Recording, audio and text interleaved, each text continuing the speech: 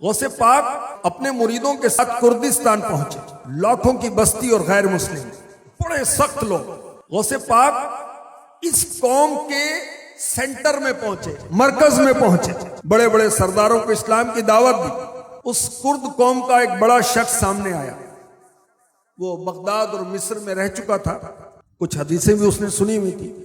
غوث پاک شہنشاہ بغداد شیخ عبد القادر جیلانی رحمۃ اللہ علیہ کی خدمت بابرکت میں حاضر ہو کر عرض کرتا ہے کہ آپ کے نبی کا یہ فرمان ہے، میری امت کے علماء بنی اسرائیل کے انبیاء کی طرح ہیں، یعنی جس طرح انبیاء کرام علیہم الصلاۃ والسلام نیکی کی دعوت دیا کرتے تھے، اس امت کے لوگ، اس امت کے علماء بھی نیکی کی دعوت عام کیا کریں گے۔ غوث پاک نے فرمایا تمہیں شک ہے؟ کہنے لگا حضرت عیسیٰ علیہ السلام بنی اسرائیل کے نبی ہیں، ان کو اللہ پاک نے موعظہ دیا کہ مردوں کو زندہ کرتے تھے۔ اب اس نے کہا کہ آپ اس امت کے عالم ہیں، آپ کی بات جب مانیں گے آپ مردوں کو زندہ کر کے دکھائیں۔ فرمایا اس میں تو کوئی مشکل نہیں ہے، کون سے مردے کو زندہ دیکھنا چاہتے ہو؟ کرد قوم کے سردار میرے غوث پاک کو قریبی قبرستان میں لے گئے، بہت پرانی قبر کی طرف اشارہ کیا، اس مردے کو زندہ دیکھنا چاہتے ہیں۔ آپ قبر کے پاس تشریف لائے، فرمایا قم باذن اللہ، اللہ کے حکم سے اٹھ۔ اتنا فرمانا تھا کہ قبر کھلی اور مردہ سر باہر نکال کر کھڑا ہو گیا۔ پہلے سلام عرض کیا غوث پاک کی بارگاہ میں، پھر عرض کیا کیا قیامت قائم ہو گئی؟ فرمایا نہیں، تو ان لوگوں کو بتا تو کس دور کا ہے؟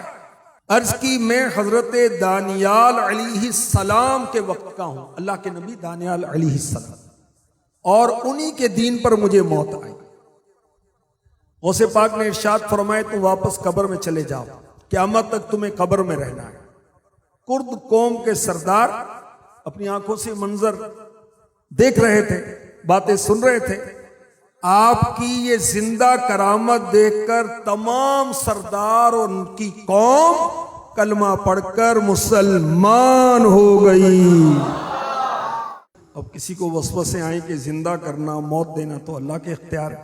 انسان مردے کیسے زندہ کر سکتا ہے؟ ایک بار مر گیا وہ دوبارہ زندہ کیسے ہو سکتا ہے؟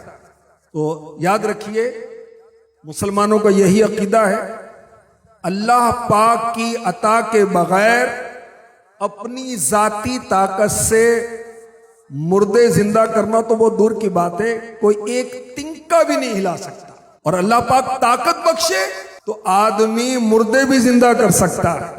تو اللہ کی عطا سے، اللہ کے اذن سے، اللہ کی دی ہوئی قدرت سے میرے غوث پاک نے مردے کو زندہ کیا۔